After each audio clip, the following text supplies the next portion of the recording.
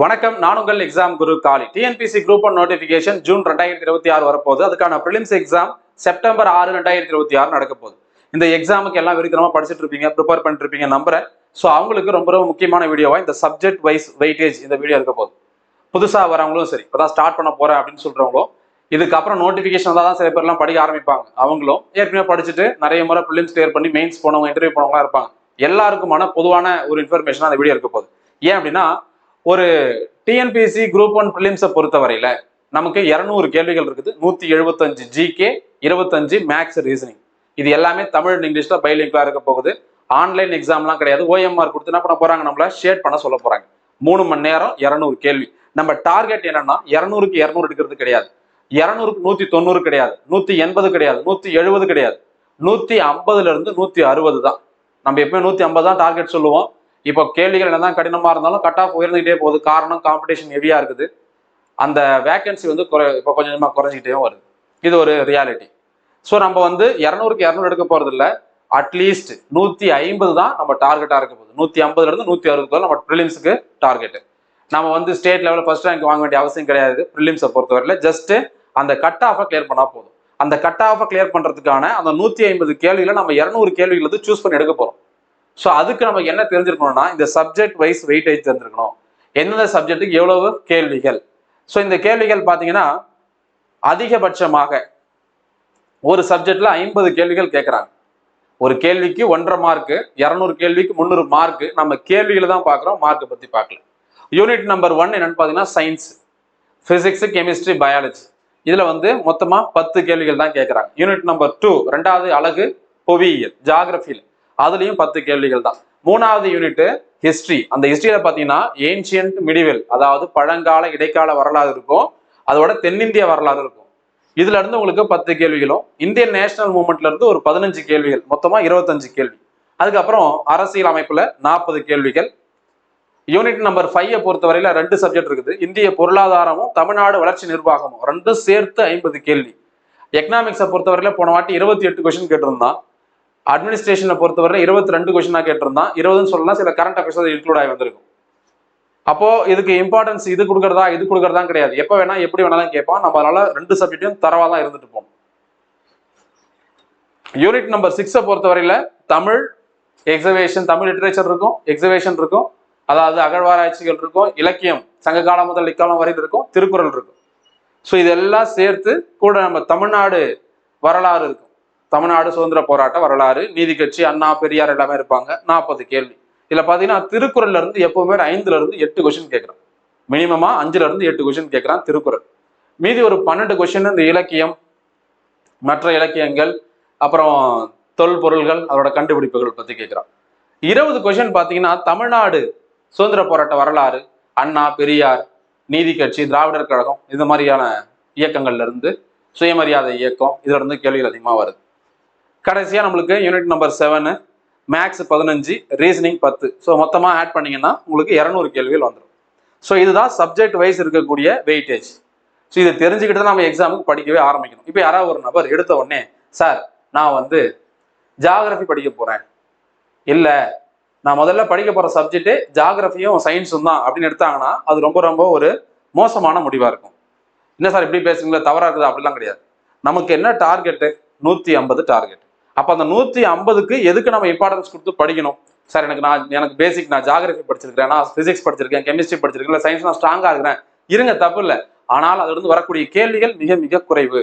அதுக்காக படிக்க வேணான்னு சொல்லலை, சரியா? ப்ரியாரிட்டி இருக்குது. நம்மளுக்கு 150 எடுக்கணும்னா எந்த சப்ஜெக்ட்ல அதிகமான கேள்வி வருதோ அந்த கேள்விக்கு நம்ம முக்கியத்துவம் கொடுத்து படிக்கணும். அப்போ நம்ம முதல்ல இந்த கிட்டத்தட்ட மொத்தமா 7 யூனிட் இருக்குல்ல, 7 யூனிட்ல எது நம்ம முதல்ல படிக்கணும் அப்படின்னா யூனிட் நம்பர் 4 தான் முதல்ல படிக்கணும். 40 கேள்விகள் வருது. இதுல 50 கேள்விகள் இருந்தாலும் 2 சப்ஜெக்ட் வருது. அதனால நம்ம முதல்ல படிக்க வேண்டியது யூனிட் நம்பர் 4. இந்திய அரசியல் அமைப்பு தான் நீங்க முதல்ல படிக்கணும். சிலபஸ் என்ன இருக்கு, சிலபஸுக்கு எந்தெந்த புத்தகங்களை படிக்கணும்னு தனியா ஒரு வீடியோ போட்டிருக்கு, அந்த வீடியோ பாருங்க. இதே யூடியூப் சேனல்ல இருக்குது. ஸோ பாலிட்டி தான் முதல்ல நீங்க படிக்கணும். ஹையஸ்ட் ப்ரியாரிட்டி நம்பர் 1 இதாவது நீங்க கொடுக்கணும். 40 கேள்வி. அடுத்தது பாத்தீங்கன்னா யூனிட் நம்பர் 5. இதுல 2 சப்ஜெக்ட் படிக்கணும். எக்கானமி படிக்கணும், பொருளாதாரமும் படிக்கணும், தமிழ்நாடு வளர்ச்சி நிர்வாகம் படிக்கணும். இதுல இருந்து ஒரு 50 கேள்விகள். 3வதா பாத்தீங்கன்னா யூனிட் நம்பர் 6 தமிழ்நாடு வரலாறு, மரபு, பண்பாடு, இலக்கியம், திருக்குறள், அதுக்கப்புறம் தமிழ்நாடு விடுதலை போராட்ட வரலாறு. மொத்தம் 40 கேள்விகள். இது 3வது இடத்துல இருக்கணும். 4வது இடத்துல பார்த்தீங்கன்னா maths and reasoning. Maths and reasoning 25. So இதுதான் நம்மளுக்கு ஸ்கோரிங். அதிக மார்க் வாங்குறதுக்கான வாய்ப்புகளை இதுதான் நம்மளுக்கு ஏற்படுத்தி கொடுக்கும். இதுதான் நீங்க இம்பார்ட்டன்ஸ் கொடுத்து படிக்கணும். பாருங்க, 50, 40, 90, 100, 110, 115.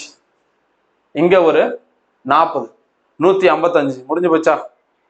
இப்ப நம்ம 155 கேள்விக்கு இதுல இந்த ஒரு 4 சப்ஜெக்ட் நீங்க முக்கியமா படிக்க வேண்டியது, நம்ம சொல்றோம் இல்லையா, நீங்க கட்டாயமா படிக்க வேண்டிய 4 டாபிக், 4 யூனிட். இந்த 1, 2, 3, 4. That is unit number 4, 5, 6, 7. இந்த 4 யூனிட் தான் நீங்க முதல்ல படிக்கணும். அடுத்தது முதல்ல நம்ம படிக்க வேண்டியது டிஎன்பிஎஸ்சி குரூப் 1 படிக்கிறீங்கன்னா இந்த 4 யூனிட் தான் முதல்ல படிக்கணும். அடுத்தது பாருங்க, ஹிஸ்டரி, ஐஎன்எம். இப்போ நீங்க என்ன பண்ணலாம்னா சூஸ் பண்ணலாம். ஹிஸ்டரி நிறைய படிக்கணும், கேள்விகள் குறைவா இருக்குது. ஐஎன்எம் படிக்கிறதுக்கு இன்ட்ரெஸ்டாகவும் இருக்கும், ஜாலியாகவும் இருக்கும், ஈஸியாகவும் இருக்கும், கேள்விகள் அதிகமாக இருக்குது. அப்போ இது நீங்க படிக்கலாம். ஐஎன்எம் முதல் இம்பார்ட்டன்ஸ் கொடுத்து படிக்கலாம். 15. அதன் பிறகு உங்களுக்கு ஹிஸ்டரி ஆர்வமாக இருந்தால் ஹிஸ்டரி முதல்ல படிக்கலாம். ஏன்னா அதுல இருந்து 10 கேள்வி வருது. இல்லை சார் ஜாகிரபி எனக்கு ஈஸி சார், ஜாகிரபி நீங்க முதல்ல படிக்கலாம். இல்லை சார் நான் சயின்ஸ்ல ஸ்ட்ராங்கா இருக்கிறேன், நான் படிச்சதே பயாலஜி குரூப் தான், நான் படிச்சதே சயின்ஸ் தான், பிஎஸ்சி நான் தான் படித்தேன், பிசிக்ஸ் தான் படித்தேன், கெமிஸ்ட்ரி தான் படித்தேன், பாட்டனி ஜுவாலஜி தான் படித்தேன். சூப்பர். அப்போ இது 3மே 10, 10, 10. இந்த 3த்தை நீங்களே என்ன பண்ணலாம், வரிசைப்படுத்தலாம்.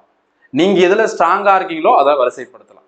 என்ன கேட்டீங்கன்னா, ஃபர்ஸ்ட்ல படிக்க வேண்டியது யூனிட் நம்பர் 4 பாலிட்டி, 2வது படிக்க வேண்டியது unit number 5 economy, Tamil Nadu administration, 3வது படிக்க வேண்டியது யூனிட் நம்பர் 6 தமிழ்நாடு வளர்ச்சி நிர்வாகம், தமிழ்நாடு மரபு, பண்பாடு, இலக்கியம், திருக்குறள், தமிழக விடுதலை போராட்ட வரலாறு, யூனிட் நம்பர் 7 மேக்ஸ் ரீசனிங். இந்த 4 தான் நீங்க முதல்ல படிக்கணும். தேர்வில் வெற்றி பெற இந்த 4 யூனிட் படிச்சா போதும். அதன் பிறகு ஐஎன்எம் இயற்கையாகவும் நம்மளுக்கு அதில் ஸ்ட்ராங்கா இருக்கும். 15 வந்துடும். ஏற்கனவே 155 சொன்னேன், இப்போ ஒரு 15 ஆட் பண்ணிக்கோங்க. 160, 170 ஆயிடுச்சா? 170. ஓகே. இப்போ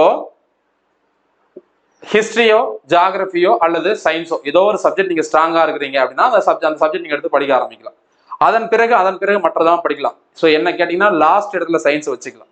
லாஸ்ட்டா நீங்க சயின்ஸை வச்சுக்கலாம். சயின்ஸை லாஸ்ட் பாயிண்ட்ல வச்சுக்கோங்க. திரும்ப சொல்றேன்.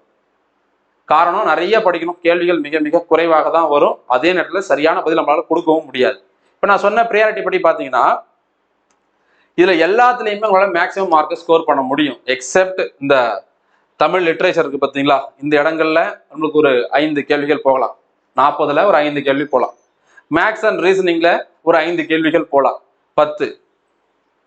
இந்த எக்கனாமிக்ஸை பொறுத்தவரையில கரண்ட் அஃபேர்ஸ் நீங்க ரொம்ப ரொம்ப முக்கியமானது. தமிழ்நாடு வளர்ச்சி நிர்வாகத்திலையும் கரண்ட் அஃபேர்ஸ் முக்கியமானது. ஸோ இதுல இருந்து ஒரு 5 ஒரு 10 கேள்வி போகலாம். 10, 5, 5 20 கொஸ்டின்.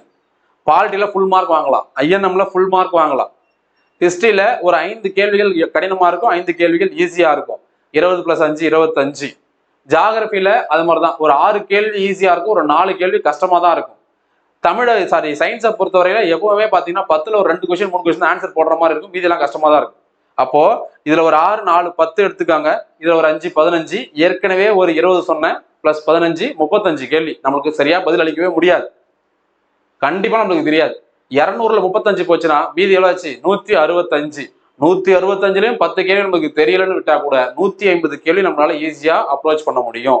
ஸோ அதனால குரூப் 1 தேர்வில் வெற்றி பெற இந்த 4 முக்கியமான யூனிட்டுகளை மட்டும் நீங்கள் முதலில் படித்தால் போதுமானது. சப்ஜெக்ட் வைஸ் வெயிட்டேஜ் இதுதான். நம்ம எக்ஸாம் குரு காலி அப்படிங்கிற மொபைல் ஆப்ல டிஎன்பிஎஸ்சி குரூப் 1 ஸ்டாண்டர்டுக்கு ஜிஎஸ் மட்டும், தமிழ், இங்கிலீஷ், மேக்ஸ், ரீசனிங் இல்லாம ஜிஎஸ் மட்டும், எக்ஸப்ட் பயாலஜி இல்லாம ஜிஎஸ் மட்டும் நம்ம ரெக்கார்டட் வீடியோ கோர்ஸா கொடுக்குறோம்.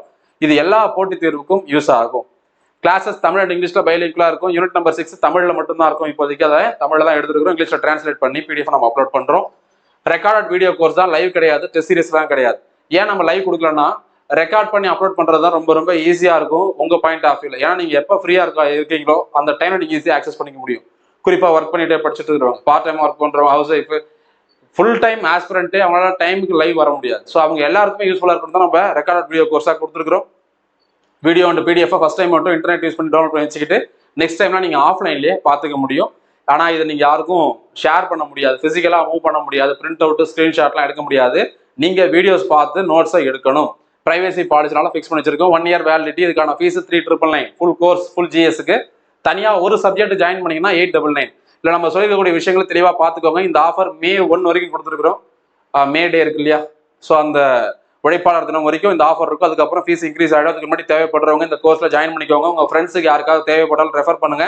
எக்ஸாம் குரு காலி அப்படிங்கிற மொபைல் ஆப் தான். ஆண்ட்ராய்டு, ஐஃபோனு, வெப்சைட், அதாவது லேப்டாப்பில் உங்களுடைய பர்சனல் கம்ப்யூட்டரில் பார்க்கறதுக்கான லிங்க்கும் டிஸ்கிரிப்ஷனில் இருக்குது.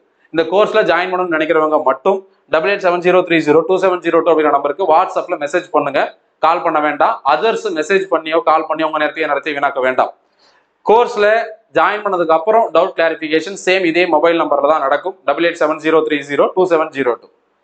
மேலும் இந்த சப்ஜெக்ட்ல நம்ம எடுத்துருக்கக்கூடிய ஒவ்வொரு வீடியோஸுக்கும் டெமோ கிளாஸ் கொடுத்துருக்குறோம்.